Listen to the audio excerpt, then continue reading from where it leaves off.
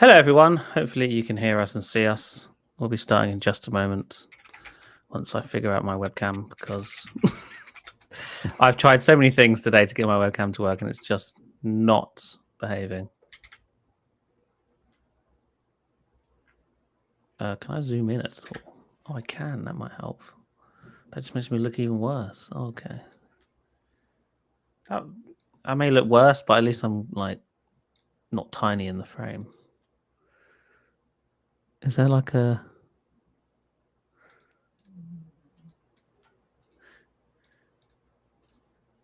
No, we'll just turn that off. That's fine. Okay, that'll have to do because I'm done troubleshooting.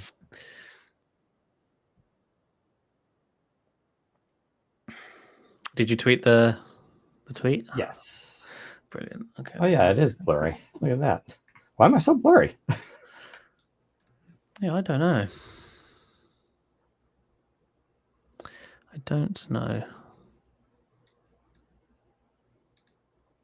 Okay. Try backing out and coming back in. Me? Yeah. Okay. What's this? Internet. It says limited. I don't know why. Maybe. Looks limited.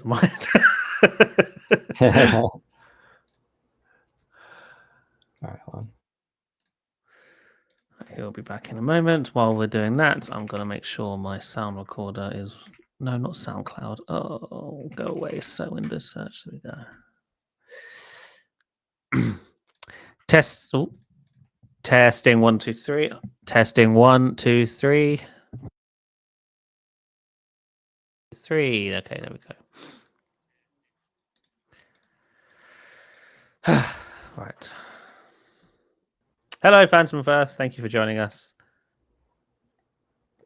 We are back. We're back. We should be back on a weekly schedule going forward. Now's the moment. Oh, yeah, Dan is back. There he is. Okay, I was going to say that Dan disconnected and he was never able to connect again.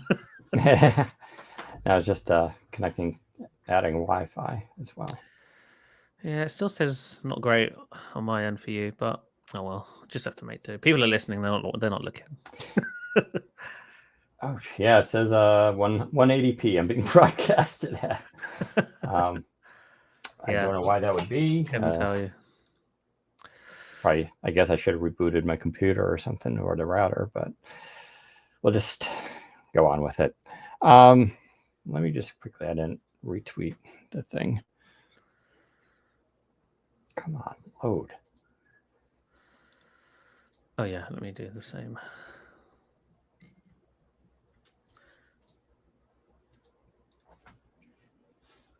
Okay. Right, done. I'm ready to go. All right. I am now recording. I'm now recording. 3, 2, 1.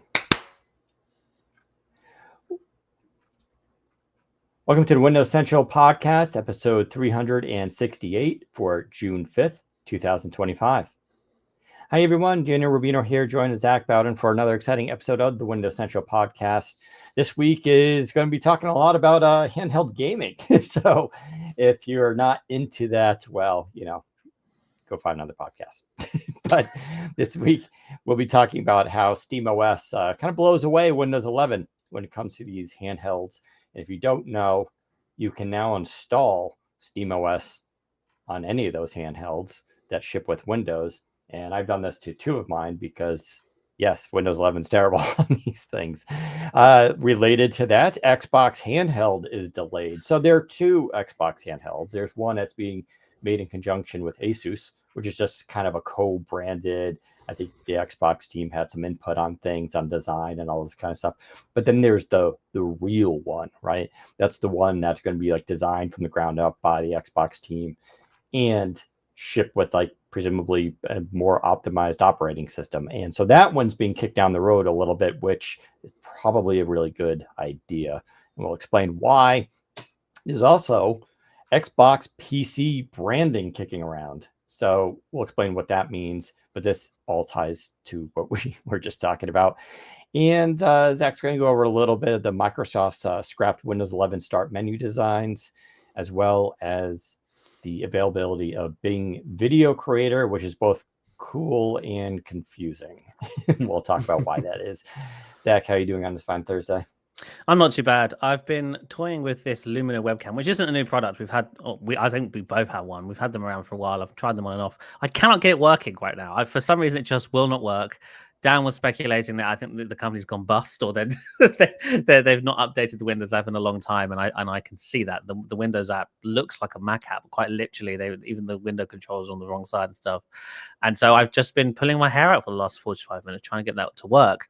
Failed to do so, and so here we are using the built-in webcam on this all-in-one that I'm using. So if I look terrible, you can blame Lumina for that. But other than that, I'm pretty good. How are you?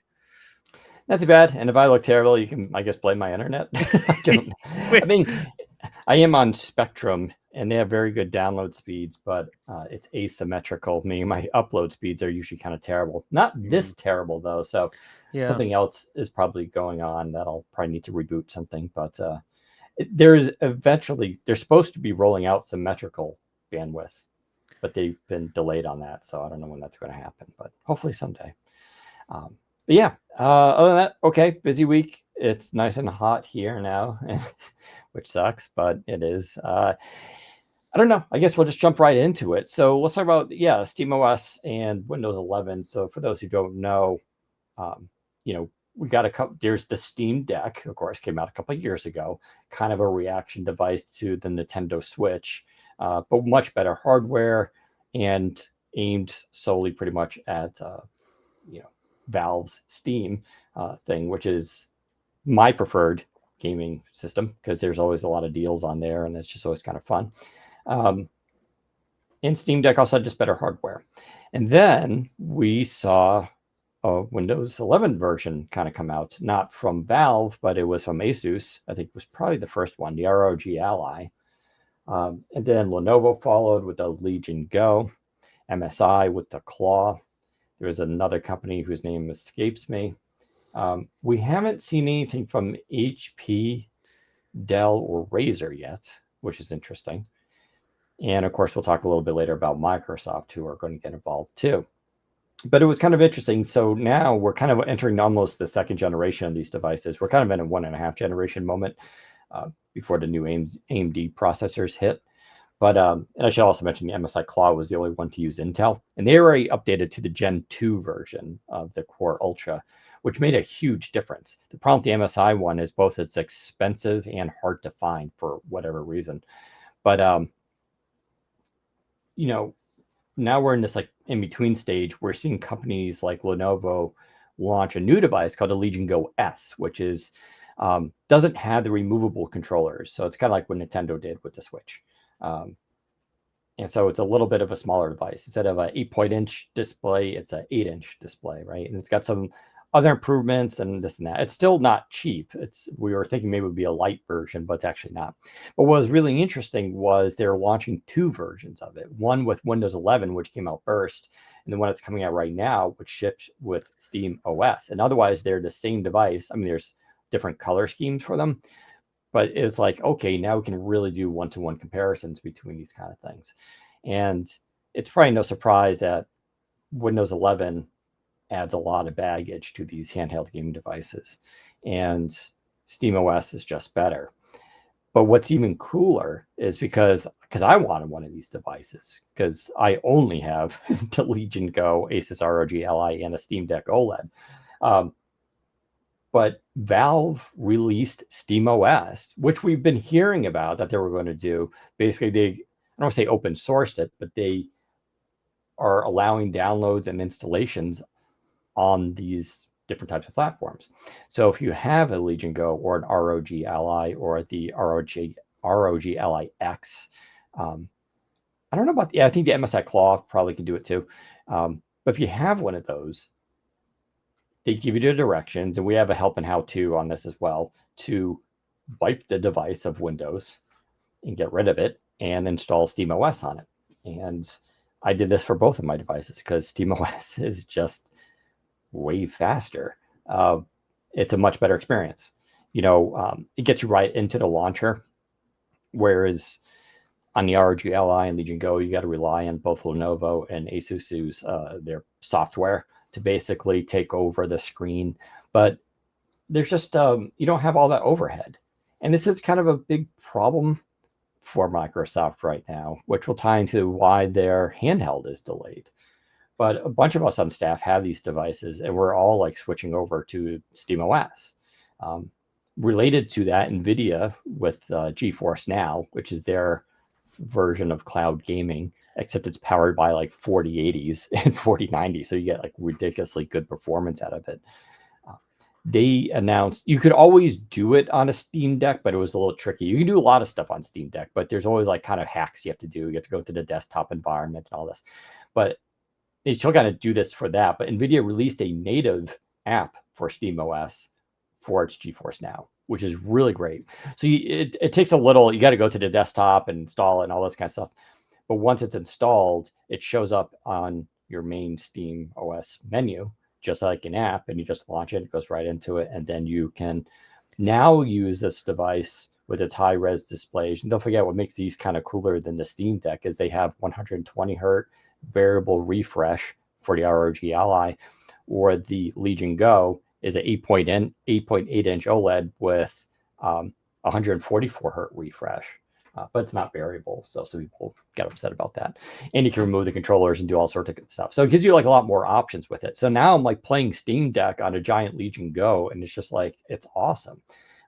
You obviously going to get way better battery life. You do get better gaming performance. It's easier to use. It's more fun to use. And so, Zach, I guess I kick it to you on this. What does Microsoft need to do with Windows to make this be competitive? Because we've talked endlessly on this podcast about them trying to make light versions of Windows for various devices, which you may want to recap just to sort of nail the point. Yeah, so, Windows Core OS, if we cast our minds back to the 2017 to 2019 era of Windows development, Windows Core OS was supposed to be this sort of product that Microsoft was building internally that would allow them to cater additions of Windows to products like gaming handhelds. It allowed Microsoft to strip Windows down to the bare essentials and basically configure an additional Windows of the OS that only had certain features and functionalities for certain device types. And so in this case, with gaming handhelds, a lot of the overhead there isn't necessary on Windows desktop. And so Microsoft, had Windows Core OS gone ahead, could have built a version of Windows that was very centric to gaming handhelds, much more lightweight under the hood, capable of running, still Windows PC games as well as Xbox games. But because Core OS was cancelled, Microsoft has had other efforts of streamlining Windows as Core PC, which who knows the status on that, probably dead, who knows. And then there's, NXT as well, like they're another attempt to sort of strip Windows back to the bare essentials. They've got Win 0 up through Win 4 internally. Who knows if they were shipped? It's anyone's guess. Microsoft has tried on multiple occasions now to build versions of Windows that are flexible enough to sort of scale up and down, and none of them have ever shipped. And more than ever, we need one now. Like, before Microsoft were really chasing it because they kind of wanted to make a Chrome OS competitor, which was really trouncing Windows in the low end space and laptops. But now gaming handhelds aren't low end laptops; they're powerful devices, but they are. It's more about input and how you use them, as well as efficiency, that is bogging down these devices when they run Windows now. So Microsoft needs to build a version of Windows that is less dependent on background services. If there's an additional Windows, they can build that sort of switches off all of that background stuff and just focuses entirely on the app or the game that you're trying to load and run. That's what Windows needs to do. Windows 11 currently is not in a state to do that. It's very much just a PC operating system. Lots of processes running in the background, Windows Update, you name it, telemetry, everything is there doing its business while you're just sitting idle at the desktop. And that can hit performance and it can hit battery life. And on a device that has a small battery like these gaming handhelds, that can be killer. Yeah. I think Dave 2D, in one of his comparisons between the Legion Go S running both Windows and SteamOS, in a game like Dead Cell on Windows, the handheld was getting 2.5 hours maybe. On SteamOS, it was getting up close to 6 hours of battery life. That's more than double the battery life, or just because of the different operating system. Hardware basically identical. The OS makes the difference there, and that's because Windows is so bloated, so catered to desktop and laptop PCs that gaming handhelds are suffering. Because let's be real, a gaming handheld it's a more powerful smartphone. The screens are smaller, the batteries are smaller, and Windows, as we all know, Windows desktop, not fit for smartphones. That's why we've never seen a Windows 11 phone, because no OEM would be sane to do that.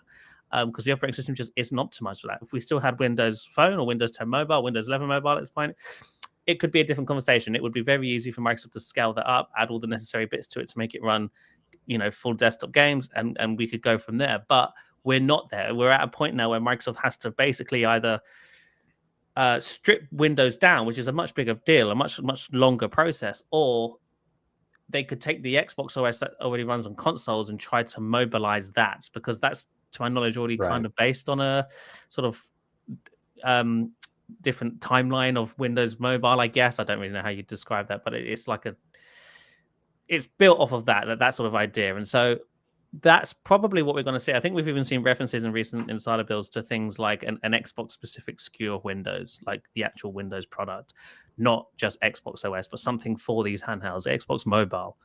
And so that's probably what we're going to see, because it has to happen. Windows 11 is not fit for these devices. We need Windows Gaming Edition or Windows Xbox or Xbox PC, which is something we'll get to in a minute. Just an addition of Windows that is designed to run on these handhelds. The problem now, of course, is does Microsoft want to release another edition of Windows into the world that is more stripped down, is more streamlined for gaming specifically? Because Windows is an avenue to Microsoft's other services. It's not just about Windows as a product. It's about Office and OneDrive and, apps on top of that. It's Teams. Microsoft wants you to use Windows and also use Microsoft services. If Microsoft released a version of Windows that does gaming really well and only gaming, and not Office and not Teams and not Outlook, a lot of PC gamers will probably want that version of Windows on their gaming rigs. It's right. And that's a problem for Microsoft, because Windows is an avenue to all of their services. And if they do release that version of Windows, that stripped back version of Windows, that becomes a problem for Microsoft, because that means people are no longer being presented with the opportunity to subscribe to Microsoft 365 and Xbox Game Pass and, OneDrive and it's a total slippery slope. I was going to say, we're just make a Windows Lite. But the problem is, a lot of people will probably want a Windows Lite. And where that becomes a problem is licensing, because they charge a Windows license for these handhelds just like a laptop. And so they make money off of that. Now, if you took it's $100 license, say, and you made a Lite version, obviously you're probably not going to charge $100 for it. I mean, I guess maybe you could. It just sort of would be a weird thing then for companies, but they would probably have to do that, because if they made it $75, then lots of companies will just be well, we're just going to put the $75 version of the operating system in there and make our device even more affordable. And plus, that's probably what people want. And then, you're right. The people with current laptops and PCs would be like, well, I don't need all that bloatware and stuff like that. Yeah, just give me a basic Windows. And they're going to and so then that becomes this big issue, right? Where there's increased demand for something like that. Where does Microsoft do in that situation? Although, to be fair, Windows is pretty, quote unquote, hackable these days, right? There's you can go and gut it yourself there, and there are apps that do that. In fact, there's a lot of small projects out there that people do this kind of thing. I never did that on the ROG Ally, partly because it's not a laptop. So you got to go bust out a keyboard, a larger display, a mouse, right? And it's a project that you would have to get into, but you could absolutely gut Windows 11 and you would gain back a lot of performance there and stuff like that. So I think it's also to do with the kernel, because you can't really change the kernel much. The kernel, basically the brain of the very core, the heart of the operating system, is not something you can really mess with. And so all of the stuff that's built on top of the kernel, yes, you can strip back and make as lean as possible. But the kernel itself is, I think, the real problem for these small devices. And that's what's so interesting about all of the efforts Microsoft has done internally to try and build lightweight versions of Windows, because those versions of Windows do have a lighter kernel. They have a smaller kernel, a lighter kernel.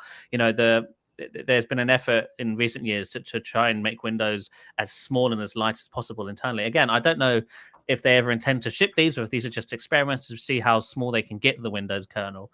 But I mentioned something called WinLayers. They've got, and again, I don't know if there's any product shipping on these. I really don't.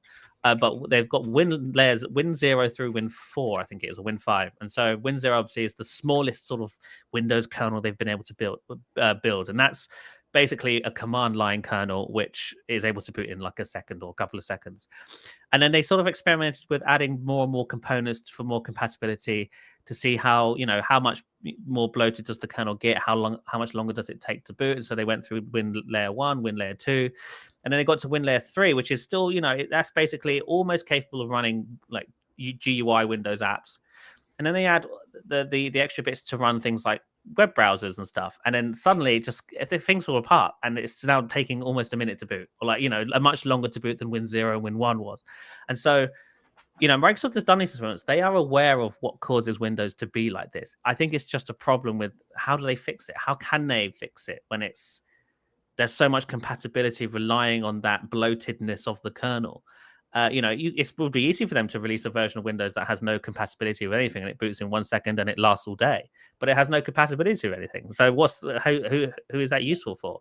And so Microsoft needs to find a middle ground where they have enough compatibility where it can run PC games while also minimizing the kernel as much as possible, so that it is efficient and it is performant on these devices with smaller batteries and smaller screens. Who knows where we're going to be with that? Microsoft is clearly interested in trying to build something like this because we know that they're working on their own Xbox handheld. We know that there's this whole Xbox ecosystem coming, which this week seems to look like it might be called Xbox PC, as references to that have started showing up across some marketing material from Xbox.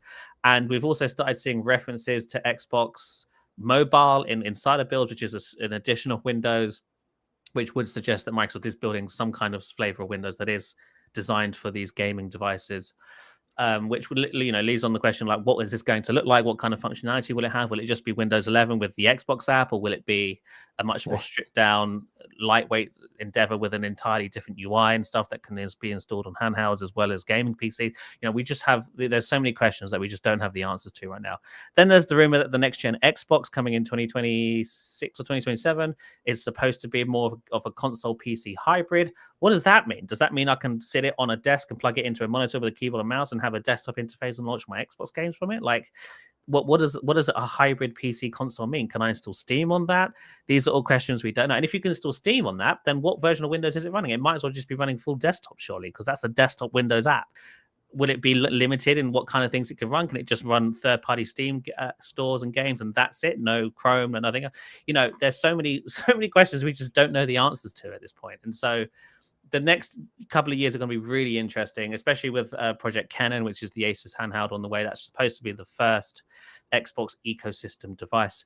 Now, I don't think this device will be launching when this version of Xbox Windows is ready. I think it'll probably just launch on Windows 11, maybe with the Xbox app running as like a full screen shell, but I still think it will be a full fat Windows 11 behind the scenes. I could be wrong about that. They might be further ahead than we're expecting with this, and maybe they are ready to ship a special edition of Windows for Xbox handhelds. I don't know. But unfortunately, it appears that Asus will be the only one shipping an Xbox handheld, at least for the time being. Maybe some other OEMs as well, but Microsoft is apparently not ready to ship their own hardware. We were kind of expecting that to arrive in next year, 2026. So I suspect we would have seen it maybe teased this June. Xbox does its yearly gaming event. Maybe they would have teased a handheld coming next year, this June. But given that we're now hearing that probably won't be coming next year, we're probably not going to hear anything about it. And that's a real shame. I don't think they would have teased it, because they're going to probably tease pretty confidently that their partnership with Asus on that handheld, right? Maybe, yeah. Maybe between their device, because we know that's coming out sooner than later. And so I think they're going to definitely show that on stage and tease that one a little bit. Yeah. So this story comes from our Xbox editor, Jez Corden, who says it's not the Xbox, the Asus device that's being pushed back. It's Microsoft's own internal Xbox handheld that has been shelved for now. He has a bunch of, so this is funny. He mentions that he has lots of code names for this. And the reason why he has lots of code names is because Microsoft hardware now has more than one code name. And it's not just more than one code name. It's tens of code names for different components, different parts of these devices. It's the same with Surface, which is why you don't really see people, journalists, talking about Surface code names anymore, me included, because it's impossible to decide on what code name you should use, because you've probably heard a code name that isn't like the overarching project code name. And so if you use that code name, it's going to shine a light on a specific team who is clearly talking about stuff they shouldn't. And so it's just safer not to use code names anymore. So that's why Jez mentions he's heard loads of code names. He says, at the moment, it seems there are 3 prototype devices in development for Microsoft's Gen 10 Xbox. Gen 10 is obviously the next gen Xbox consoles, with the handheld being parked for now. Microsoft still wants to build its own Xbox handheld, but Microsoft has decided to prioritize its team to improve Windows 11 gaming performance, specifically for devices like the Asus partner device Canon. It's possible that the existential threat of SteamOS, which on paper delivers better gaming performance than Windows 11, has informed these decisions, and I fully agree with that. The SteamOS stuff is scary for Microsoft because it's only a matter of time before, and maybe this has already happened. I've not been keeping up with SteamOS and Valve's development on it, but it's only a matter of time before Valve just releases SteamOS as like an operating system that is freely installable on any device you want it to be, and like an official ISO type thing. And that's a big deal because Proton, as the emulation layer, is it an emulation layer or is it a translation layer? I can't remember. Whatever. Proton is the thing that allows Windows games to run on SteamOS, which is a Linux operating system. So there's some translation or emulation going on there. But Proton is really good. In a lot of instances on the Legion Go S, games ran at an identical performance or even slightly better in a lot of cases than they did on Windows running natively. That's insane. And it's... The only real issue with Proton is that sometimes it can mess with anti-cheat systems, which some games implement, whereas Windows obviously doesn't have that problem unless you're running Windows on ARM. So yeah, that's probably what's informed this. They kind of want to focus on. They're probably not ready for their own first-party device. I think if Windows isn't in a position where it's like shining on this device, then they probably don't want to ship it, and that makes perfect sense. But if it's not coming in 2026, when is it coming? And when is Windows going to be ready for gamers? Like, how far behind are we? And is it too late? Like, is Steam, like, if in 3 weeks' time or 3 months, even in a year's time, if in a year's time Valve announces SteamOS general availability, desktop laptops, gaming handhelds, I think that's close to game over for Windows gaming. And that's close to game over for Windows as a product for consumers. Because, let's be real, Windows is popular for a few reasons. One, because it has a large back catalog of compatibility, and that applies for both games and enterprise software. And 2, it's gamers. Like, gamers use Windows because it has the most compatibility generally. But SteamOS is getting better and better every day. And it's like, we're getting to a point now where some of the things you lose by moving to SteamOS are small enough that people would just sort of swallow it and go, fine, well, I lose that capability, so that functionality, or I can't play that individual game. I'm okay with it because SteamOS in general just is so much better for my gaming PC than Windows. And once you lose the gaming audience, who's left? You've got people who are forced to use Windows for work, and that's basically it. Because nobody loves Windows anymore. Let's be real. The people who are listening to this podcast, we're the few people left who love Windows as a product. It even feels like Microsoft these days doesn't love Windows as much as they used to. And so, people move to Mac and Chrome OS and whatnot. Windows is struggling. And if you take a look at the the usage numbers for Windows over the last decade, it's on the decline. There's no growth happening here. People are leaving Windows. Nobody's joining Windows. And losing gamers, I think, will be a big dent in that decline, going even further down. I'm curious on your thoughts on that, Dan. Do you see it being that sort of game over-y? Well, there's definitely the potential there, but I think the issue also with PC, which would be a really uphill battle for Valve, is it's not just playing games on an operating system, right? That's definitely a big part of it. And once they got that figured out and they built their own custom hardware to go with it, it works, right? And now we're seeing that they can generalize some of the operating system to other devices. But there are a lot of video cards out there, with a lot of drivers spanning years, many, many years. There are lots of peripherals that are connected to, like, if you think of like a gamer's desktop PC, like all the fans, the fan control, the RGB lighting control, stuff for webcams, stuff for microphones, mixers. Like, there are some of that software is out there. But then you get to that chicken egg problem for companies, which is like, we're not going to build a Linux/Proton version, SteamOS version of our app for our hardware for these guys because there's no market. And then there's no market because people can't use that hardware that they want to. So I would say getting into the gaming market would be a little bit more tricky. Definitely the handhelds, though, because they're limited to a couple processors. And there's very kind of limited hardware there, and people aren't swapping in and out stuff so much, right? Outside of like the drives, but drives are pretty generic at this point too. But they could kind of get there, but I still think like the desktop people, and then like what do you do if you're Razer, right? Razer's invested so much money, building their Synapse software and everything like that, so they would have to bring it all to SteamOS, and they could, but the market would have to be there for them to do it, and it's going to take a long time for people to sort of switch over to it.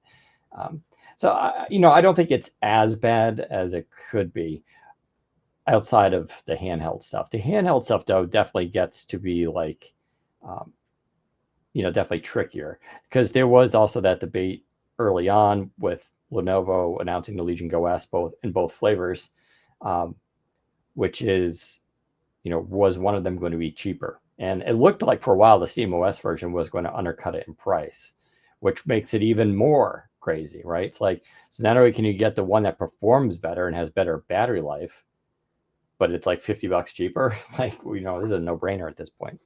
Am I right in thinking you can buy the Legion Go S with Windows and then choose to install SteamOS later? Yeah. You can do that. Okay, yeah, that's bad. Yeah, I don't see why you wouldn't be able to. Like, yeah, I mean, yeah, I mean, it shouldn't be an issue, because it's like, if you had to restore, if you bought a Legion Go with SteamOS, it's just going to be the same OS that you needed for a restore on that one as the Windows one. Yeah, the only reason I asked is because the only comparison I have is Lenovo. Do you remember the Lenovo Yoga Book, the one with the Halo keyboard? Yes. They had a Windows and an Android version, and you couldn't convert them. The one you bought was the one you had, and so I was just curious if maybe that was the case here, but no, apparently not. Which is nice. It's good. It's bad news for Microsoft, good for Valve and Steam. Yeah, and it's just like I said, I like SteamOS. I fall for their sales all the time. I have 165 games in that library. Now, some of that was free trials and stuff like that I just get for reviews and things like that, but a lot of it's also stuff I just picked up here and there for $4 or $5. Like, we're just talking Borderlands 2, which is a phenomenal game. That one I actually did spend many Sundays and hours of my life playing. Is through June 8th now free on Steam, so you can just go to Steam and add it to your library. I would get excited over that, except it's been in my library for many years.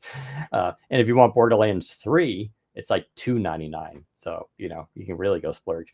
But because there's always those kind of sales, and then you have the, other sites out there like G2A and CD Keys, who they're resellers of Steam keys, basically. You can often find it even cheaper on there, and then you just get the Steam key and you go unlock it. So there's just like a lot more incentive for that stuff. Yeah, they're definitely a pickle. Like I said, I mean, I didn't think twice about putting on my Legion Go, and it's just like, it's been awesome. Like, there was like, the only downside is yeah, you could use the Legion Go then as literally a portable computer, right? There's no reason why you couldn't come home and with a dock connected up to a gaming monitor with a keyboard and mouse and get that experience.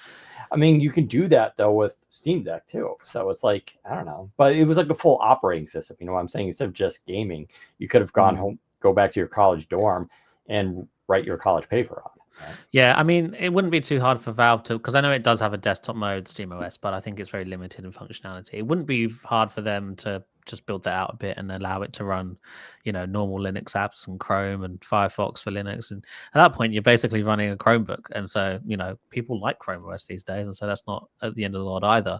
Somebody in the chat is asking, so does the Xbox console run Windows in the background, or is it a proprietary operating system? Why not just develop that for handheld? So the Xbox operating system is interesting. It is Windows behind the scenes. This is technically Windows, but it's a very custom version of Windows. It's a very Microsoft at one point said it runs technically 3 different operating systems. It runs a bunch of things in VMs and whatnot. And yeah, that's all true. I think games running virtual machines. The problem with Xbox OS on consoles is that although it is a streamlined version of Windows designed for a specific purpose, and that is gaming, it is only designed for Xbox games. It can't run PC games, and that's kind of the problem for the handhelds. It's one thing to make an Xbox handheld that can only run Xbox games. It's another thing to make an Xbox handheld that can run Windows games, and that's the sort of big difference there. Not just that, consoles are things that plug into the wall. They have, beefy GPUs, the CPUs. They're not handheld devices. And so while the version of Windows that runs on Xbox is streamlined, it is streamlined for a very specific set of hardware. It's the Xbox Series S and X, and technically it does, scale back to the original Xbox One as well. But that you start introducing OEM hardware to that mix, it becomes more complex, and I think that version of Windows that runs on the Xbox no longer works as well, and so that's why they need to build something new or something more capable than what's currently running on the Xbox consoles today. So yeah, I think that's pretty much all of the Xbox stuff there. We'll keep you updated, of course, on all of the gaming handheld stuff, because I think this is honestly one of the more interesting areas of Windows right now. We're going to see a lot of innovation come to Windows because of these gaming handhelds, and ideally it should benefit Windows across the board, whether you be running a desktop or a laptop or a handheld. But yeah, I think it seems we're a little bit ways off before we start seeing that take shape in the product itself. Someone's in the comments is asking, so wait, people like Chromebooks? What? Yeah, I don't know if you've heard, but Chromebooks, people like them now. It's no longer but I don't know if they've made much of a dent in market share. No, and they still, remember, they definitely failed to enter the premium or upper premium markets. Like they're only in the $500 laptops, and they're good for schools. Definitely easier for IT to manage. There's a lot of benefit there for that, but yeah, I don't think anyone I think it's a tough sell for your normal consumer who wants, something kind of real. Vet asks, is it too late for them to even compete in the handheld gaming market, or is this a repeat of what happened to Windows Phone? I think it is. We're cutting it close. I think if Valve were a little bit more on the ball, I think it would be game over for Microsoft. But because Valve seems to be dragging its feet in regards to sort of general support and more support, Microsoft could have a chance here. They still have a massive gaming library, and Steam. I think most people still do prefer to run Steam on top of Windows, but that can very quickly change. If Microsoft hasn't got an answer within the next 12 to 18 months, then I think there's a problem. If Microsoft can get something out that does address Steam OS and is able to compete with it head-to-head within the next 18 months, then I think we're probably okay. Yeah, there's we are getting close to having the idealized hardware. Battery life is still not amazing, even on a Steam Deck by any means. It's still below my levels of comfort. I would, if we can hit 8 hours of like real gameplay in these things, I think that'd be ridiculous. That's that'd be the benchmark. But right now, don't forget, and Zach's kind of right about the dragging the feet thing. It's like the handheld market is very slow. Like we literally just saw today the release of Nintendo Switch 2. Right. Sure, they've had many iterations of it since. Actually, I don't know what time the Switch came out. The first one, 2017, I'm pretty sure. 2017. Yeah. So it took them that long. Steam Deck came out in February 2022. So we're already over 3 years it's like on that. this whole market really only took off in the last 4 or 5 years. Let's be real, because Nintendo Switch was there, but Nintendo Switch wasn't really paving the way for PC gaming handhelds. No. It was a Nintendo Switch. It's a mobile gaming device. I do have one.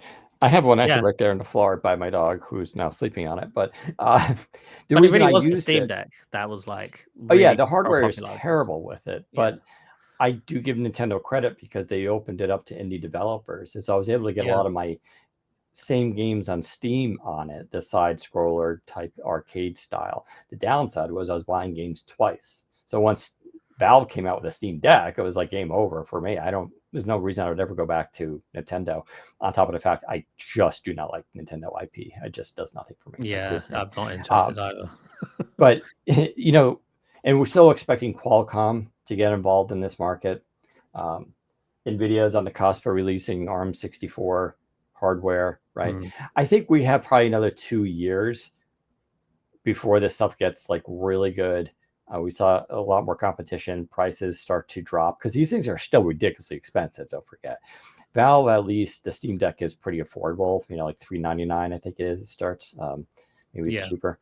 And that's also why Microsoft is launching the Xbox ecosystem this year. That is still expected to happen. Xbox ecosystem handhelds are expected to launch at the tail end of this year. So that's essentially Microsoft getting their foot in the door and going, "We're here. We are here. We are a bit behind in regards to the operating system and the product, but we are here with the market and the ecosystem. We do want to do this.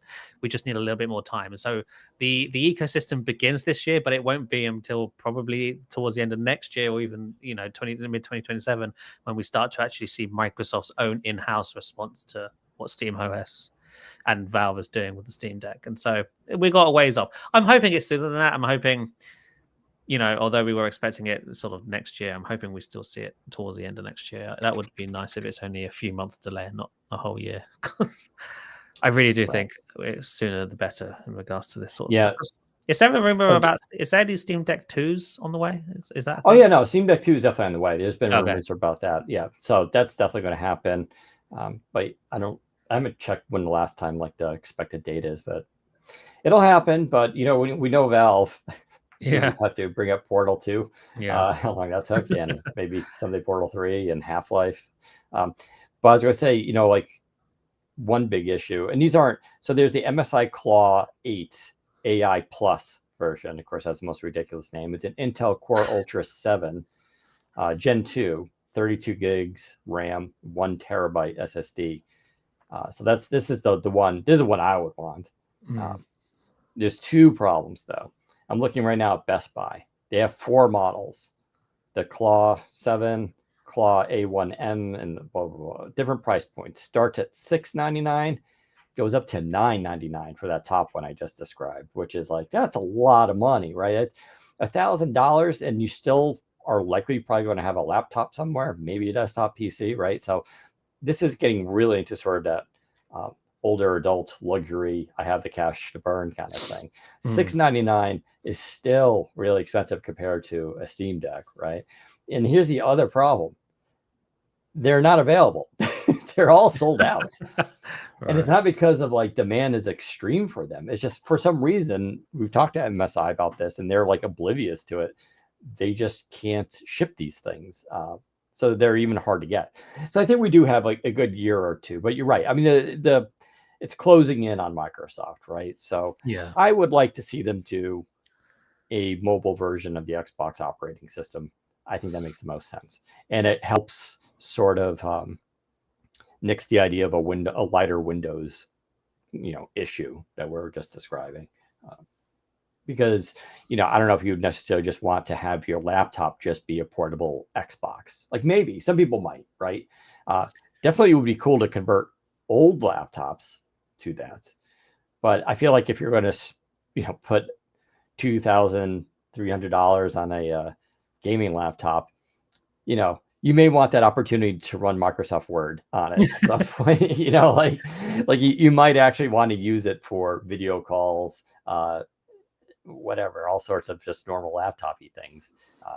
So we'll see. Interesting field. I think it is one of the most exciting areas, I think, right now in computing, because we're finally getting to this place where, these devices are good. They're a lot of fun to use. So let's go on to the Microsoft scrapped Windows 11 start menu designs. This was a story I think you covered a couple of weeks ago, but we didn't talk about it. So yeah, I don't remember talking about it on the podcast. Forgive us if we have, but I found this interesting. Yeah, so this was shared about 3 weeks ago, close to or just under a month ago now. When Microsoft announced its new start menu, they also shared a blog post which sort of walked through the design process for this new start menu. So to recap for those who don't know, last month Microsoft announced that they would be releasing a new start menu design to Windows 11 later this year. It has more pinned apps. You can now remove the recommended feed, and the all apps list is now on the main page as well. They've also added a phone link button which you can click, which shows and hides that phone link panel, which is now already rolling out to people in the world. So that's nice. But the start menu we're getting, unless you've got glasses on and you're looking really closely at it, it looks like the old Windows 11 start menu. They haven't really deviated much from what was already shipping on Windows 11, and I'm sure that's deliberate. But they shared a blog post that really just revealed that they were actually exploring completely different designs for the start menu. Some of these, all of them, in fact, I think, look better than the start menu we're getting. So we'll start with, let's see if I can actually share my screen with this. Give me 1 second to figure this out, because I do want to show off what these look like. So I think they look amazing. And some of them even harken back to like, let's see if we can do this here. 1 second. They harken back to like the Windows 8 era. Well, some of them was like, oh, here we go. 1 sec. Let's share. And now I need to make so that's live. Send live.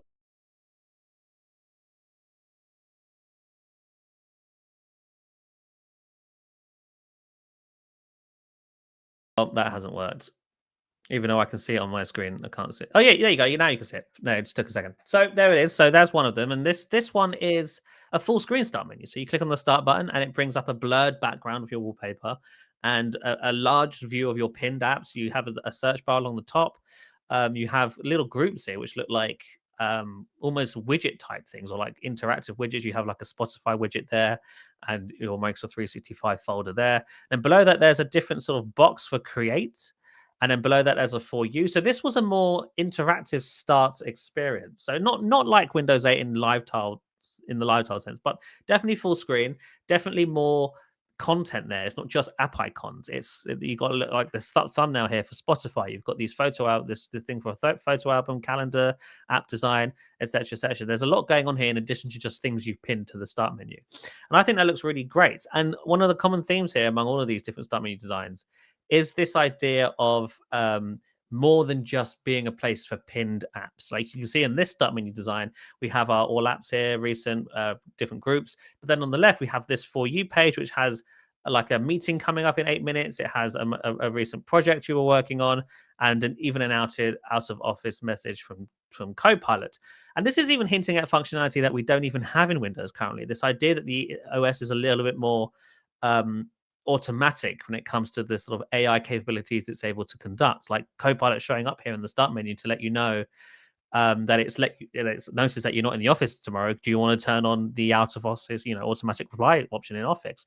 That's the thing Windows doesn't do currently, and that would be incredible to have that. Yeah, and then one of the other themes that you will notice in all of these is this idea of there being a sort of create tab. So in a lot of these, you'll see there's a create tab, and some of these even show it even in more detail here.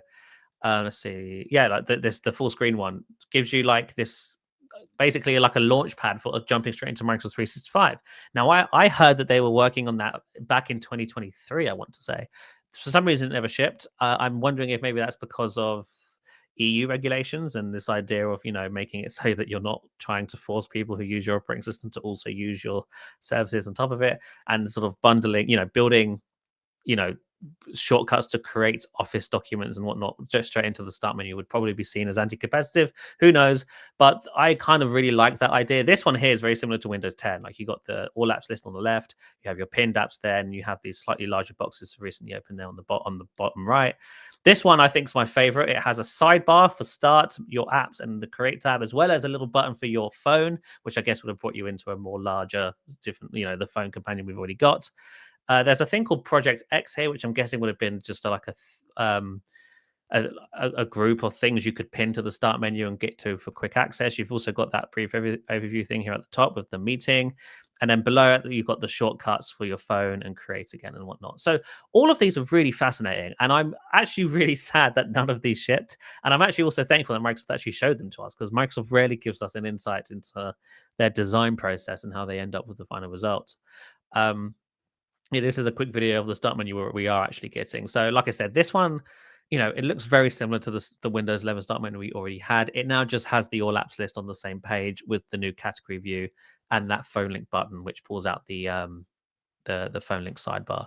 And it's fine. It's very inoffensive. And I think that's kind of the point. I think Microsoft didn't want to rock the boat too hard in regards to the stuff that they were working on there. And that makes sense in a year where they're trying to get people off Windows 10 and onto Windows 11.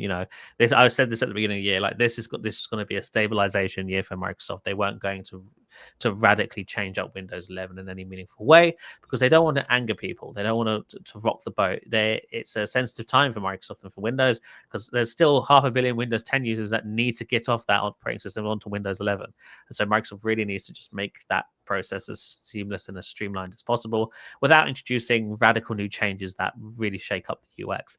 That said, really would like to see these other start menu designs make it to Windows at some point, maybe next year. Hopefully next year we see more of that sort of ambient AI stuff show up in Start, because I think the start menu makes perfect, total sense for little sort of Copilot snippets and indicators that just don't need to go anywhere else. Like, you open the start menu, it says, hey, I can see that you've got a meeting in 10 minutes. Would you like to open up the app will be conducting that meeting?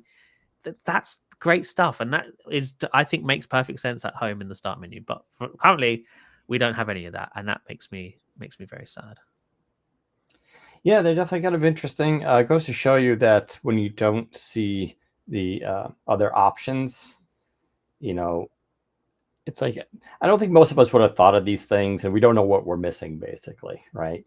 Now that we see what we're missing, everybody's like, oh, wait, I want that. And I get the urge there, but I also feel like, had we had those things, and then I showed you other menus that they were working on that didn't have them, you'd be like, oh, I want that one, Yeah. So there is that risk of, I'm just one of those people where if you just show me a bunch of menus, I'll eventually pick one, and they all will have like kind of benefits to me. But it's a tough thing to decide, right? Someone's joking around about how the stuff in the menu is too small if you're over 50, right? And yeah, that's a legit concern, right? I mean, people with presbyopia and everything, and being able to see details on the screen, you don't want things cluttered, but you also want some structure to it. It's a lot goes into that, especially with their bigger plans of, like they want to do like a lot of Microsoft Teams integration, which makes sense, and yet it doesn't make sense. Like, you and I never use Teams, so we couldn't make use of that. Of course, the Copilot stuff I think makes sense, and some of those things you showed, obviously would be really great to have. But I don't know. There's still time, right? There's still ways they can do a Windows 11.1, and change things down the road. Yeah. But I don't know. You're the wizard, so you tell us if they're working on any of these things. Yeah, and sadly they're not. Yeah. No, I don't. I think all of those designs we just looked at never really escaped the design phase. They were more than likely just Figma concepts that never made it to code, which makes sense, But yeah, it is what it is. Did you hear the rumor that the next version of iOS will be named iOS 26? No. They're apparently doing they're copying. Oh, they're going to years, just like Samsung. Yeah, and kind of Windows, like Windows 11 version 25 H2. If we drop the H2 part, it's a lot more streamlined. But yeah, Right. they're doing that. So they're, instead of iOS 19 this year, we're getting iOS 26, which is interesting. It's also what cars do, I believe. Like, the latest car generation is always numbered the year ahead of whenever the year it gets announced. And that I think that does make sense, especially for iOS, because iOS does technically come out in September, October, right? And so it's only really, so if they call it iOS 25, it'd only be iOS 25 for 3 months. So Right, iOS 26, I think, makes sense. But it just highlights another thing that Windows, I think, gets wrong when it comes to branding. It's like, we get all these updates to Windows 11, but it's still Windows 11. Why can't we just do Windows 12 and Windows 13 and Windows 14 every year? And then I remember, because people hate Windows. They don't want to do updates on a good day, let alone a whole new Windows version update. And so that's why we don't get that, and that's why we don't have fun on Windows anymore, because nobody likes Windows, and Microsoft is trying as hard as it can to keep people on the platform. Yep. All interesting stuff. Anyway, I guess the final story will be the Bing video creator. So Microsoft's been leaning into its partners and stuff. We have seen the ChatGPT image creator appear now in Copilot, which is really awesome. It also, I believe, works in Microsoft Paint for those in the preview program, which Paint just got updated again. They got rid of, looks like, co-creator, which I'm a little disappointed in, because I think it had a ton of potential. If you don't know, a co-creator was where you would have like a blank white screen on Microsoft Paint, and you would draw something in there or whatever. You create some kind of image halfway, and then you tell the AI what you want it to actually be, and the background and the AI was supposed to go in and like complete it for you, right? I loved that idea. I thought that was brilliant, because if you're designing like say PowerPoint slides and you want to create a logo or some kind of thing, like a lot of us don't draw well, right? But you just give it a rough outline of where you want stuff and you tell it to fill it in and use AI to make it, would have been great. Unfortunately, it was awful. I was expecting it to like get better, but it never improved. It was just so bad to use. So it looks like they got rid of that, but they just do have a regular image creator in it now. So now you just use the Copilot thing. Oh yeah, I didn't know they killed Co-Creator. That's hilarious. Yeah. I mean, maybe they'll bring it back. Yeah, maybe they'll bring it back. But yeah, right now it's just the image creator. So you just give it a prompt of what you want, and it's just going to generate an image for you, and it just does it in Paint. So that's cool. And now we're seeing the who is it? Sora that does the video. Sora, yeah, OpenAI Sora is their video AI model. Yeah, so they're bringing that now to Bing Video Creator, which is really impressive. It does really create. It's not there yet, but it's getting really close, and you can create some short video clips that look really amazing, way more amazing than any of us could have created 2 years ago. So that's great. I think the confusion for Zach and I is, why is it called Bing Video Creator and not Copilot Video Creator or something? Like, why are they shoehorning this into Bing, but it's not in Copilot? Like, do we know? No, we don't. This is one of those strange things Microsoft does sometimes, where they will launch a Bing feature that is clearly a thing that should be in another product. This isn't the first time this has happened. Even like, you could even say like the Bing chat stuff could have been a Cortana thing, and they for some reason launched it as a Bing feature. And we're seeing that here now with the Bing Video Creator. It's only a matter of time before Copilot can do this. Like, let's be real, it's not going to be long, and Copilot, you'll be able to ask Copilot to generate the same video, and it will do that. But for now, at least, it's a Bing exclusive feature. And at the current time, as of saying these words, it's exclusive to the Android and iOS apps of Bing. So there is a web version coming later, which is what you can use on PC. But for now, you can only access this feature using the Bing app on your phone, which is really, really interesting. But what's really nice about this is that it is powered by Sora, which historically is a paid for AI model. You have to subscribe to ChatGPT Plus to access Sora with OpenAI. But here on the Bing app, it's free. And I think that's the first time Sora's been free, or at least in like a readily accessible service like this. Obviously, you do have to sign in with a Microsoft account, but once you do, you have, I think you get 10 free fast renders or fast generations, which means you type your query in and you press, generate. And then obviously the app sends that query off to Microsoft servers to actually generate that query you've given it as a video. It can only do 5-second videos and only in 720p, I believe. But they will at some point add an option to do 16:9 video. Right now, it does 9:16 video, which is obviously widescreen, but in vertical mode for phones, they will do a 16:9 mode, and I think they might even allow you to do a 1080p mode at some point as well. But right now, it's 9:16, 720p, 5 seconds max, and you get 10 free fast generations. And then after that, I think you can either, because Microsoft has these AI credits. I don't know if you can buy AI credits or if they just generate over time. But with AI credits, you can have more fast generations if you want. I don't know how long it takes if you don't have a fast generation. I've only ever tried with the fast ones. I've only generated one video to test it. It only took a couple of minutes, and then it was there. I asked it to generate a video of Microsoft unveiling the Surface Neo 2, and it did it. And it was a room full of people with a Surface Neo or Surface type device on a stage and a camera panning over the audience. It's fine, and it works. I have no real use for this personally, not really. But I know there are people out there who probably will find this very useful, especially since it's free. Have you tried it, Dan? Have you seen any results? I have not. No, yeah. No, I haven't tried it. Yeah. I was gonna say it's just basically if you saw any of the Sora videos from last year, it's basically more of that. It's now just accessible for free, which is nice. I can't say no to a free feature. If Microsoft was charging me for this, I'd be like, rubbish. Don't need it. But since it's free, I can't fault it. It's fun to give it a go and burn up some GPU energy in Microsoft servers. It's good for the planet. Yeah, I mean, that's the other issue, right? Is that this stuff does require an enormous amount of power to generate, and most of us are just creating goofy things to make ourselves laugh. Yeah. But yeah, it's cool to get this stuff built into the Microsoft products. I will say, though, going by, some recent stats, and I know I'm off the top of my head, but like Microsoft Copilot is still like really far behind, considering it's like in the most places technically, right? Yeah. It's not used a lot. Like Google really has a strong presence with Gemini for whatever reason. I mean, we know actually it's because of Android being super popular, and it's even default on Samsung devices as the assistant, right? So even Samsung's like bowing down.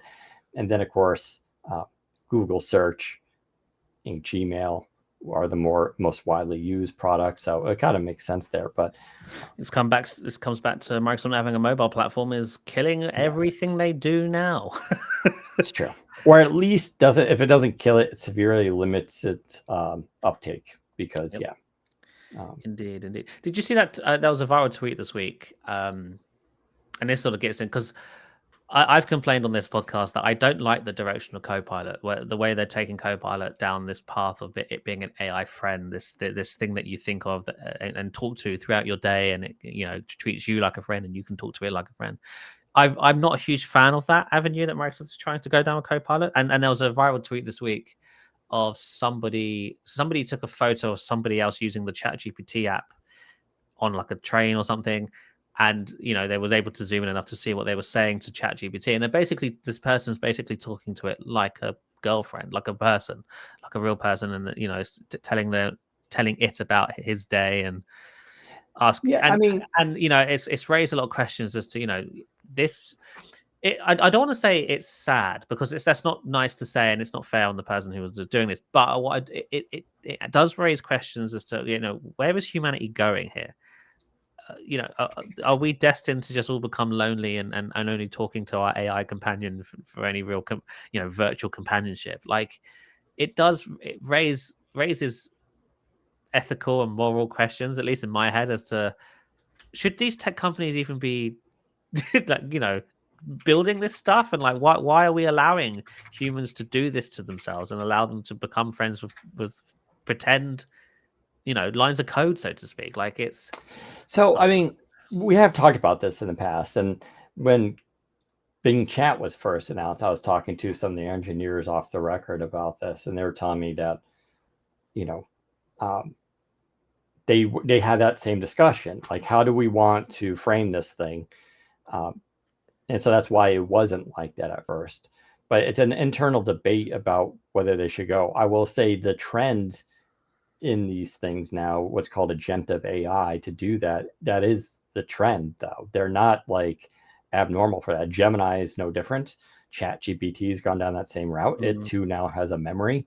It is a way, the more you can personalize it and get it to know you, it becomes almost like a diary, or just like how you have like a OneDrive or a Google Drive with all your stuff stored on it. It makes it much more difficult than to switch, because if you're using Copilot and it just knows all your behaviors and likes and interests and stuff like that, like when I go to Gemini, it's going to be like, who are you, right? It won't be able to do half the things because I haven't spent the time with it. So it is one way to sort of lock in people to using that AI. I would also say that I think people do want this. You're right about the loneliness thing, but the fact is, I don't think AI is making people lonely. I think people are lonely and then they want the AI thing. Yeah, but the only problem I see with that is that it stops people from needing that companionship with real people. And so but I mean, hermits. Well, I would say that's already here.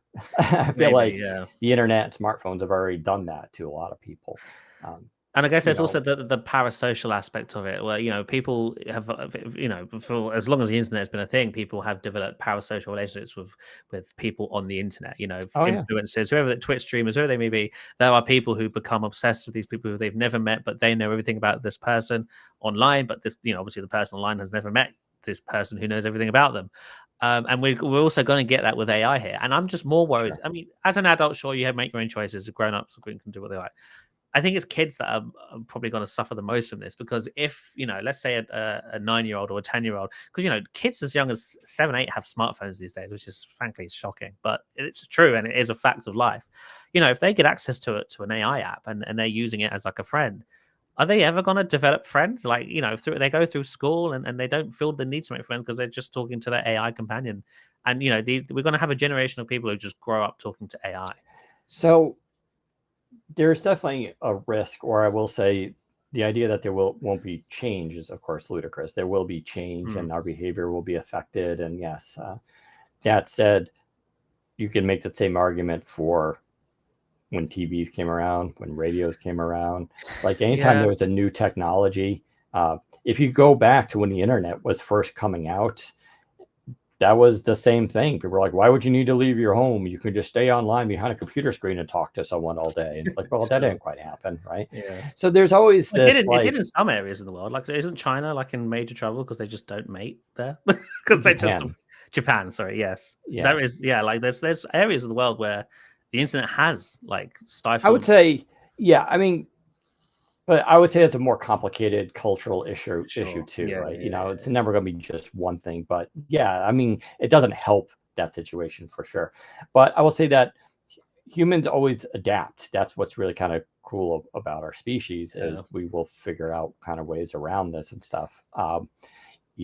It's one of those things also where it's kind of like if you're raising kids right now, the end thing, of course, is to expose them to multiple languages, like especially like Chinese, because it's going to be very critical. So if they become a business person, they're going to be extremely valuable.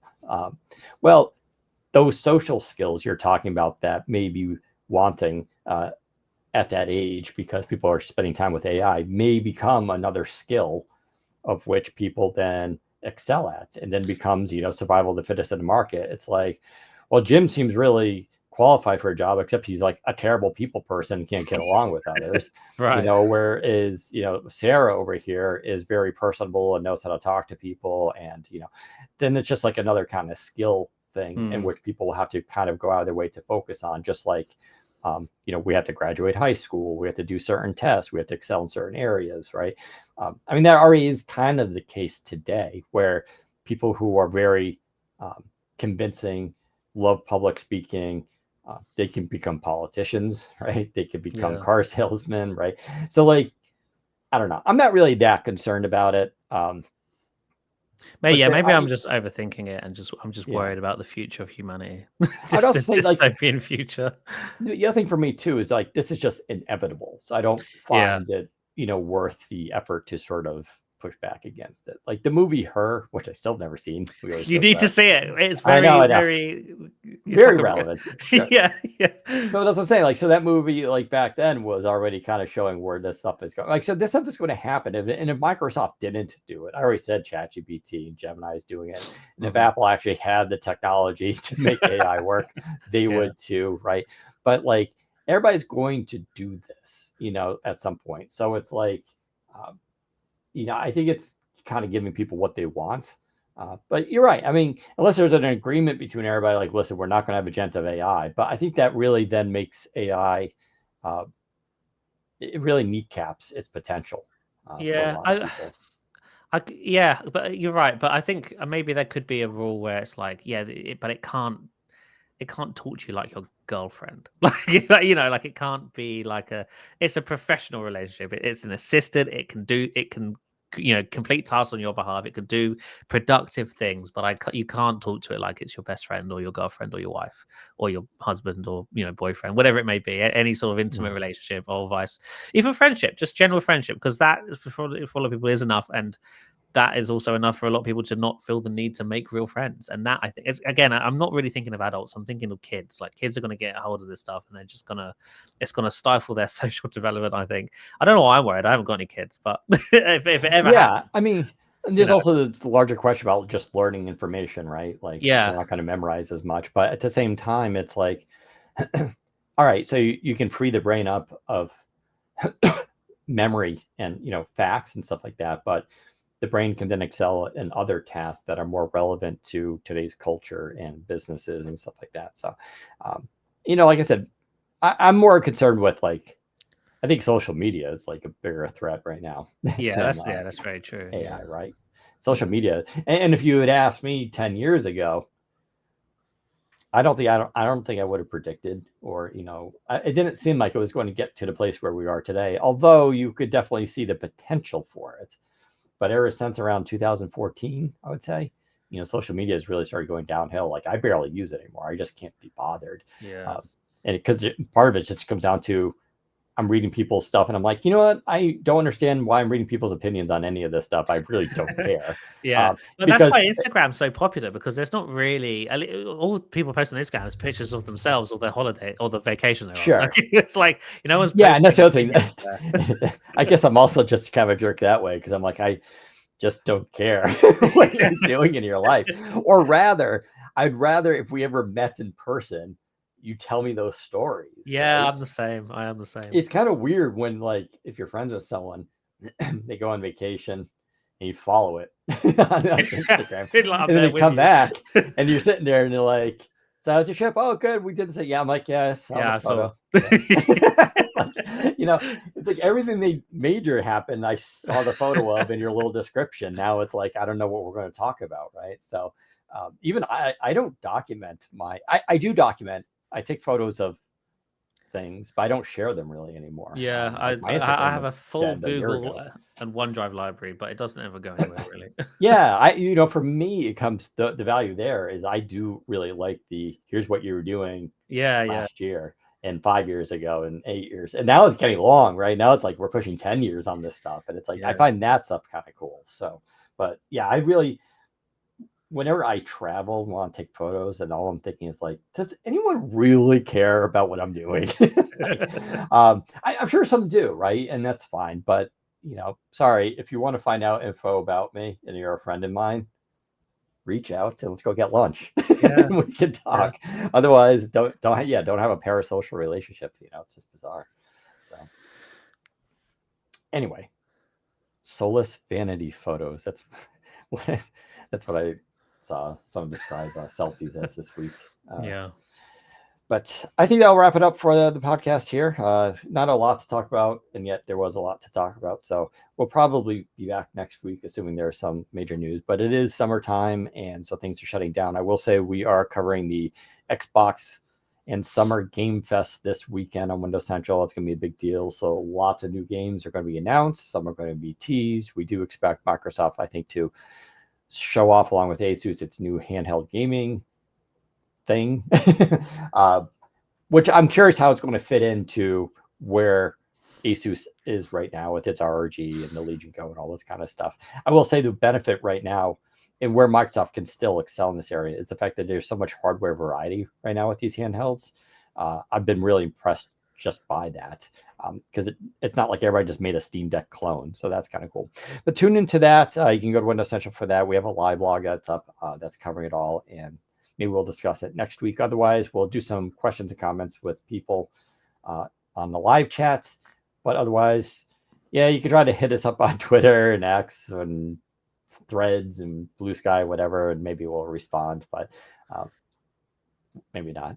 I'm more active on Twitter, so I will probably see your tweets if you I've been just slowly deleting going to Twitter. Oh, you're coming back to Twitter. Everyone comes back to Twitter in the end. It's mostly just because, one, it's just where most things happen, and I'm just tired of opening multiple apps. It's not sustainable to have like 3 or 4 social platforms that are basically all the same thing, right? I still like Twitter because, although it is owned by an idiot, I still like Twitter because that you still get a variety of different people and opinions and thoughts, and I like that because you go to Blue Sky and everyone's the same on Blue Sky. Everyone has the same opinion and stuff. There's no real debate going on over there. That's true. Although, my only issue with Twitter is just that it's everything today, and it's not them necessarily, but everything's political. But I literally every single thing that comes up, it turns into that. It's just I've done a great job at making it so my timeline isn't very political. Like, don't get me wrong, a few things pop up here and there, but I've got the right amount of muted words and topics where I don't really see much political stuff. It's mainly technology and entertainment and movies and stuff, which I really do enjoy. Yeah, I gotta probably do that because otherwise it's definitely annoying. Yeah, So I have maybe I'll- learned that the stuff you interact with on Twitter, it does end up in your timeline. Like it takes that in the algorithm and goes, "Oh, you've replied to this person's political tweet. I guess you want to see more." It's like, no, I don't. I'm yeah. sorry.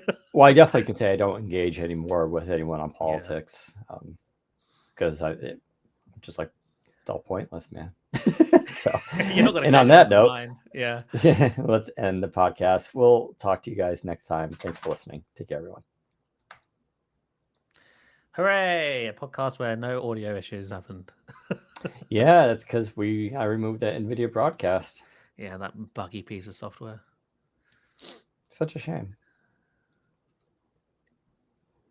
Okay, so we're going to hang around and do some Q&A. If you have any questions, please feel free to put them in the chat. If there are no questions, then we are free to go. So we'll give you a few minutes to put them in there.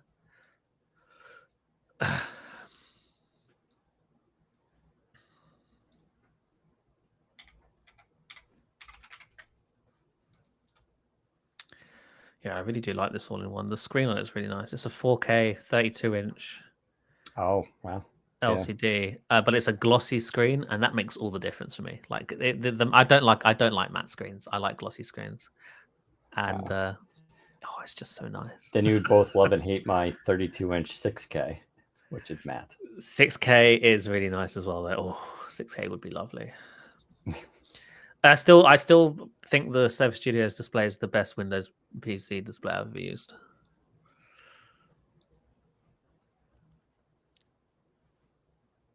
Will Microsoft release a Surface Pro 11-12-inch without the pen being on the back? I'm not sure what you're asking. What? A Yeah, Surface there's Pro. a Surface. Yeah, they're confusing two things here. There's a Surface Pro 11 13-inch. That's the Yeah. default Surface Pro. And Yeah, then there's a Surface yeah. Pro 12-inch without the pen being on the back. By the way, I swear to God, my review is coming out. But no, it's like it's literally kind of like done.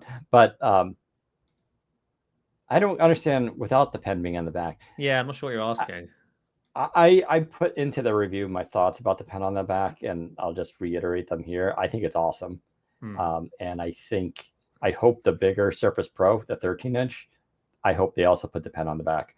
For one, it's easier to grab now. It's just I grab it more frequently because it's just on the back there and just pulls right off.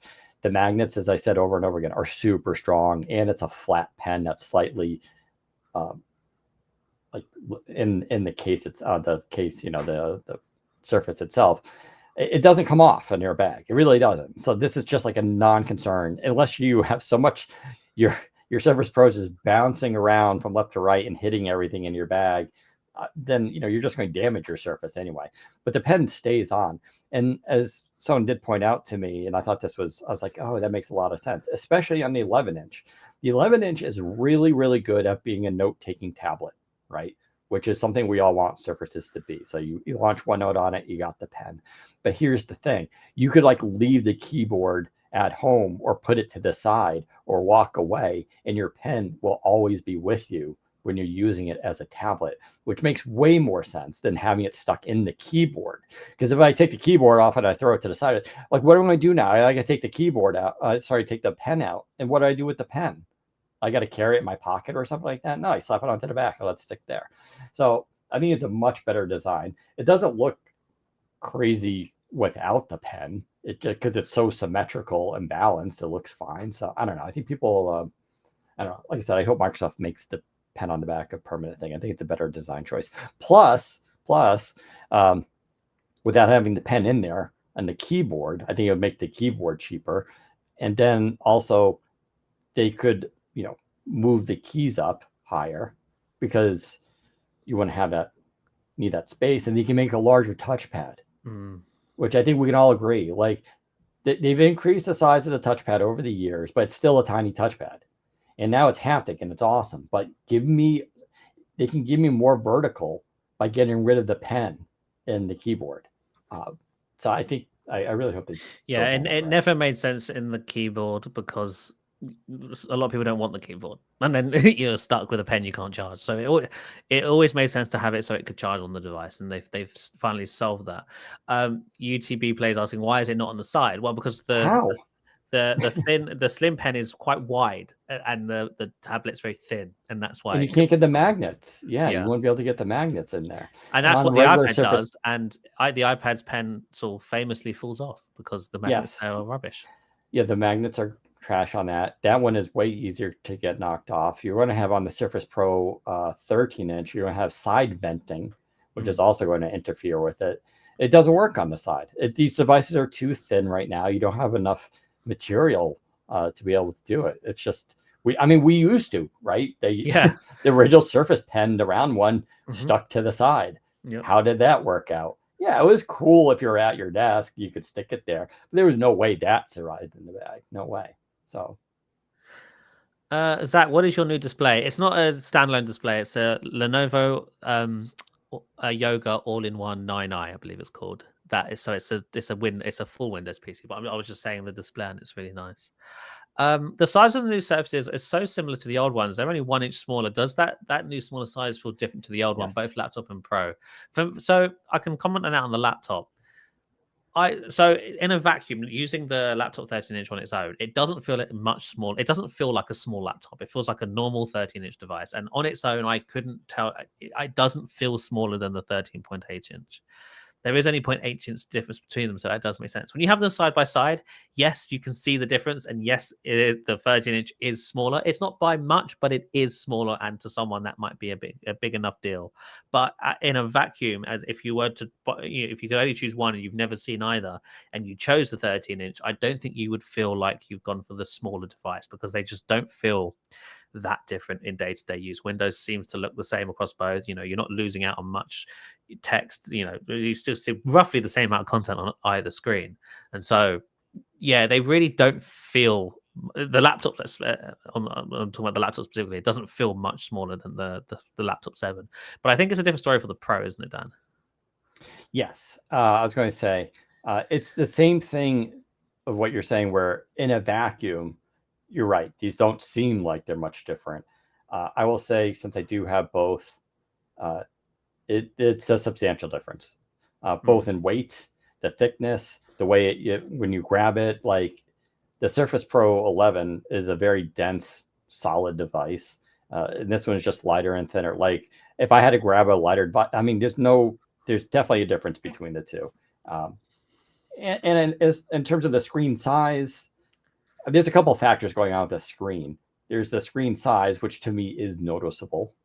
I do prefer the Surface Pro 11's 13-inch, but also the 13-inch is OLED and higher resolution. So it's just, for me, there's kind of a night and day difference between the two in terms of like the premium experience with the display and just the overall feel of the device. But not even that the feel, because they both feel really premium, but it's really the display that makes the difference. But in terms of performance, I have no complaints with the 11-inch. I think it performs amazing for something that size. We've never had anything like it. I forgot I mentioned the review comparison to Surface Pro 3, which was 10.8-inch, so very similar. It was also $499, which is funny. It was a lot cheaper too, but like that ran an Intel Atom processor, and that was pretty painful to use. Trash, yeah. This thing is like so much faster. That said, if you're curious, like do I feel the difference between going to Snapdragon X Plus to the X Elite? Yeah, definitely. The X Elite, you can definitely feel it's zippier.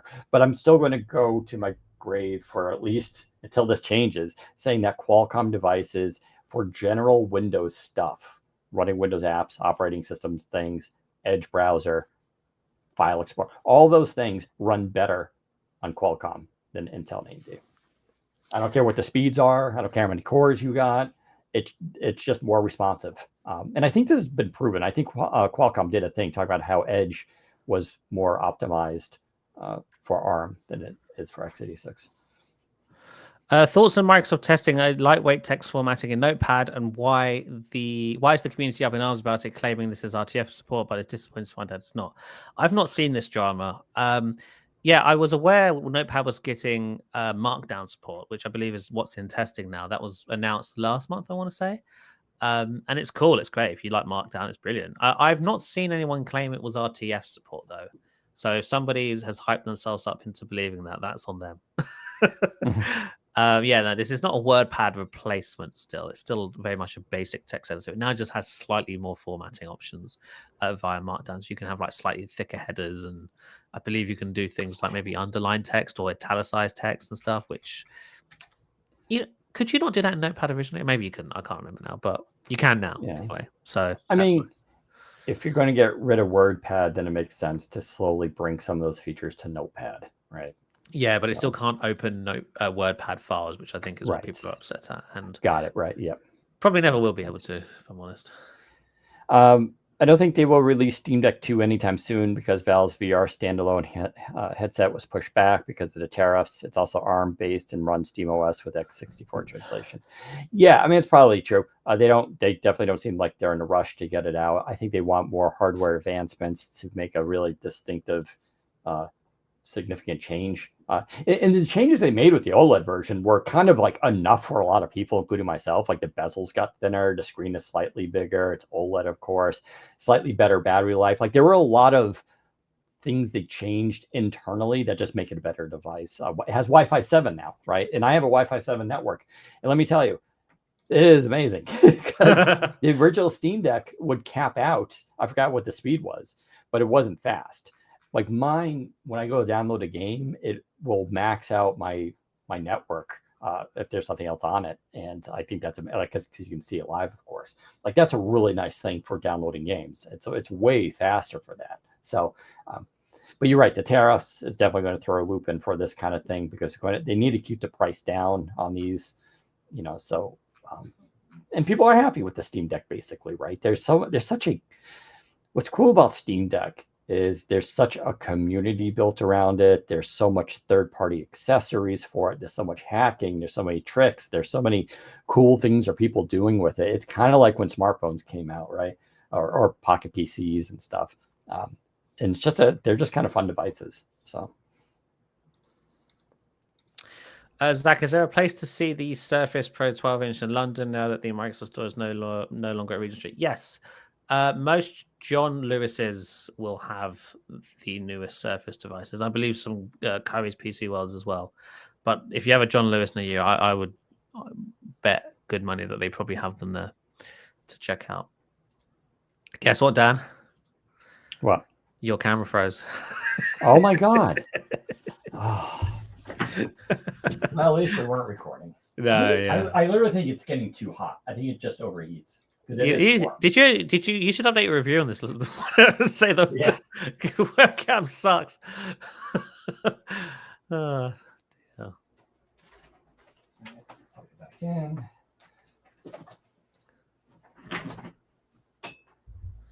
Do you see what Donald Trump just tweeted on his social network? He said, the easiest way to save money in our budget, billions and billions of dollars, is to terminate Elon's governmental subsidies and contracts. I was always surprised that Biden didn't do it. Wow. Oh, that's hilarious. I mean, we didn't talk about that. Maybe we'll talk about that next time. But for those who don't know, I did buy let's talk about getting rid of the Tesla. I got rid of the Tesla. I just bought a new Tesla instead. And, couldn't be happier with it. Well, let me get my camera back here. But one of the reasons I bought it was because of the incentives. I got $11,000 basically an instant rebate off of the sticker price, and then I got another $500 just because I was a previous Tesla.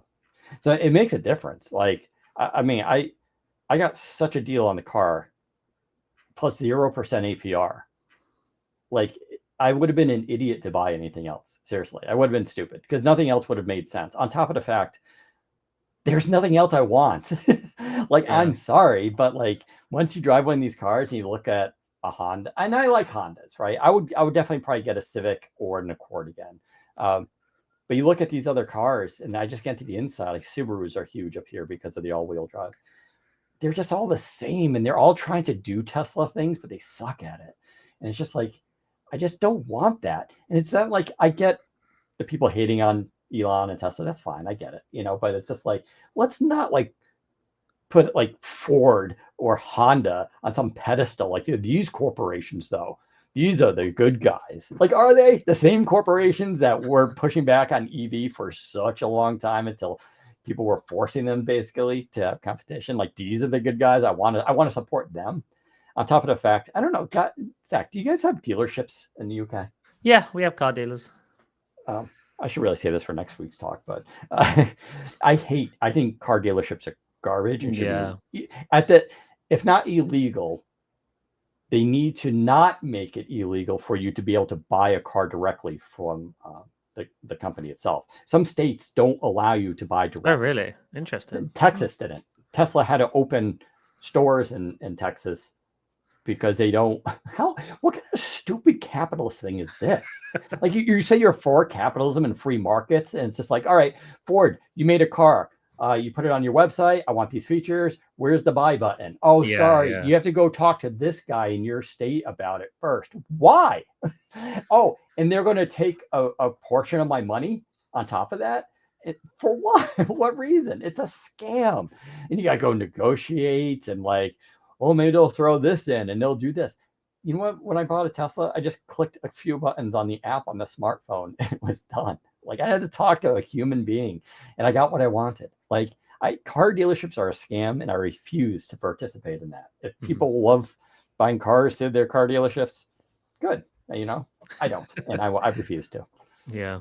It looks like Donald Trump's having a bit of a public fallout with Elon Musk right now. He also tweeted, Elon was wearing thin. I asked him to leave. I took away his EV mandate that forced everyone to buy electric cars that nobody else wanted, that he knew for months I was going to do. And he just went crazy, !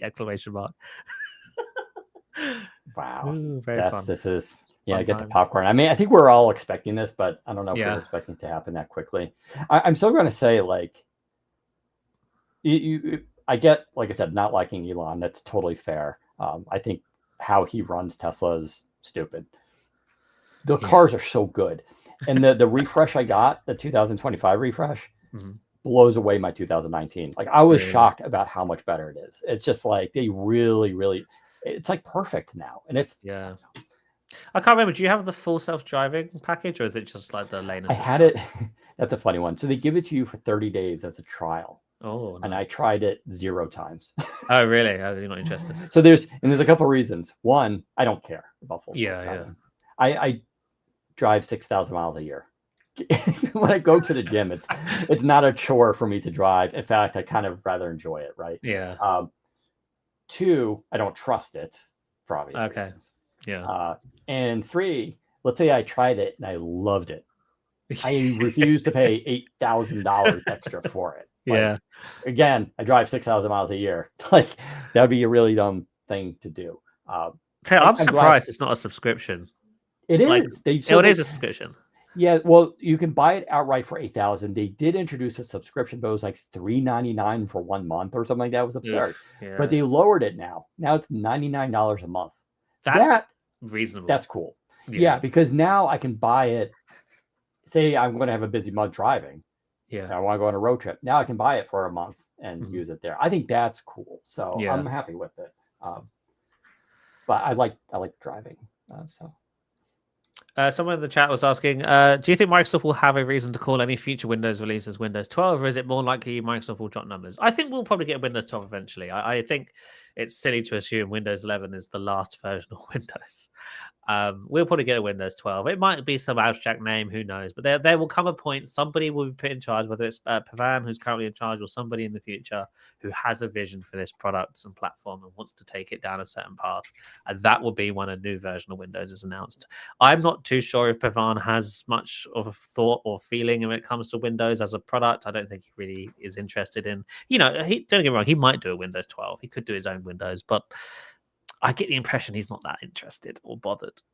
He's more interested in the sort of product as it is and just enhancing it with AI. But hey, who knows? You never say never. We could still see a Windows 12. I think what's more likely is we'll probably see an offshoot of Windows that's very AI centric, like a Copilot OS type thing. If we're going to see anything drastically different in the next couple of years. In other major news, I just shared in the Telegram, Zach. I don't know if you saw. Marvel Studios announced that for the Fantastic Four they made the biggest popcorn bucket.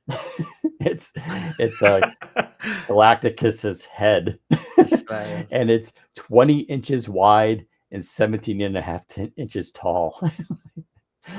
That's awesome. The whole I don't know if you have this in the UK and stuff like that, but definitely movie theaters here, their new gimmick, and it's a smart gimmick, is they make these really cool, ingenious popcorn buckets for big tentpole release movies, and they do all sorts of like crazy things. Like, I don't know if it was for Beetlejuice or it was the vampire movie. One of them, they had like it was a coffin you can buy. It was filled with popcorn. The ones for Daredevil, not Daredevil. What's the other guy? Deadpool. I was confused that. The one for Deadpool was pretty hilarious with Wolverine, but I never bought one. But they're cool gimmicks. I will say that. Yeah.